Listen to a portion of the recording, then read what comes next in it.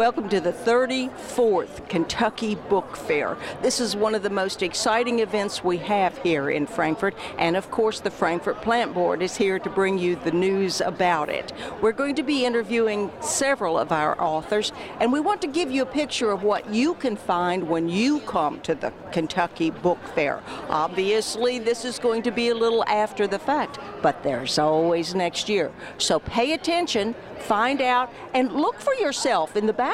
You may be here after all. So we'll bring you what news we can, and it is going to be one of the most exciting events of all the Kentucky Book Fairs, and we're going to be meeting a number of people. So stick with us. We have a brand new manager for the book fair this year. Adele Kemper's taking over the duties, and she is working so hard and so fast. We've been trying to grab just a minute with her so she can give us kind of a picture of what's happening here. Adele, thank you for assuming the responsibilities for this. Get this ready. It doesn't just miraculously happen. Give us a little bit of a picture of how long you've been working and what you've been doing. Okay, cool. I started in May, and I had to start at a dead run pretty much because Connie left, but they didn't fill the position right away. So when I came on, we started the author selection process. And there's a committee set up that decides which books are, can be invited to the book fair. And so once that's decided, then I send out all the invitations and get everybody rocking and rolling. And not only do they have a new book, you don't get invited unless you have a brand new book for the year. So it's got to be 2015. But if you have a new book, you can bring any past titles you have too. So not only do you get all the information for the new title, you have to get all the information for the past titles, which is title, ISBN number, prices, that sort of thing, and get it in your computer system so that when it rolls around to this day, Joseph Beth is running our cash registers for us, and we are so thankful for that. And so they have all that information in their cash register system. And so the prices, when they scan the books, that they'll get paid and we'll get paid for the book fair for having them here. And we are so excited that the authors want to come and participate in the book fair because it's a big deal for them. It's a big deal for us. Thank you, Adele. What I would like to check with you about is getting a little information from you later on about our next year's production here, because that, I think, would be of interest to a great many people. So are you willing to do that one more time? From my understanding, this is a transition year. And I was only hired for the first year, for this year, for the transition years. The Kentucky Humanities Council is checking in to taking over the Kentucky Book Fair. And so I don't know, they've sort of been in the background this year. And so I don't know how to answer that question yet because everything is back behind the scenes at this point in time. They're very interested in the book fair. They are a big participant this year in the book fair. And I think it's very exciting. So hopefully you'll find Congressman Chandler today, and you can talk to him and see what his thoughts are on taking over. Thank you, Adele. We'll get back with you. Thanks. Well, the focus of the book fair is books, obviously, and we wouldn't have books without the authors, and we wouldn't have the authors without Mary Lynn Collins. Mary Lynn?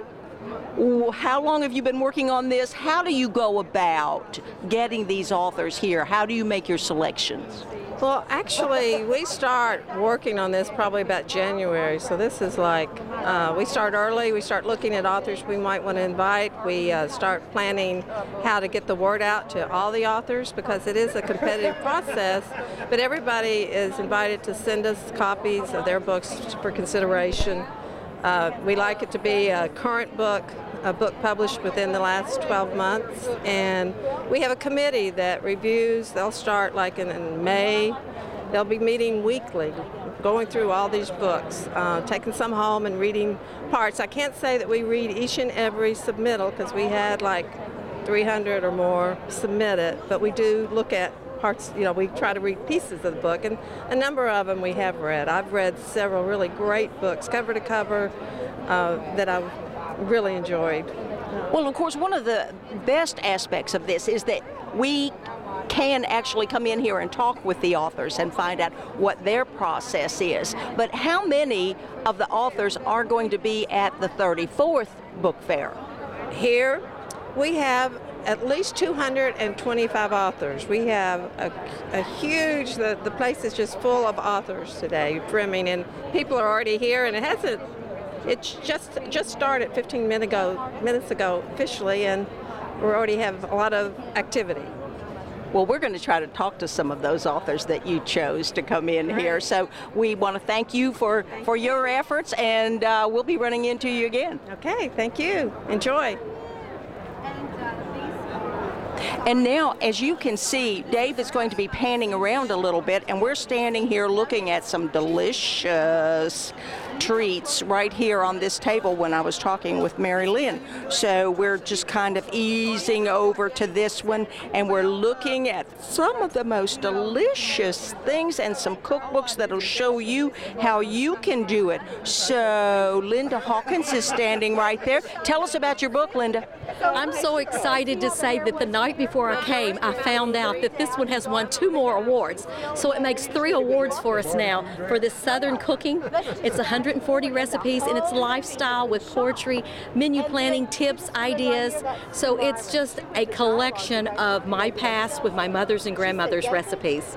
Oh, and we're all going to have a chance to enjoy that. And Barbara, tell us about the book that you brought, because this is fantastic. Oh, we've got 2 tables here of the best cookbooks in Kentucky, of course.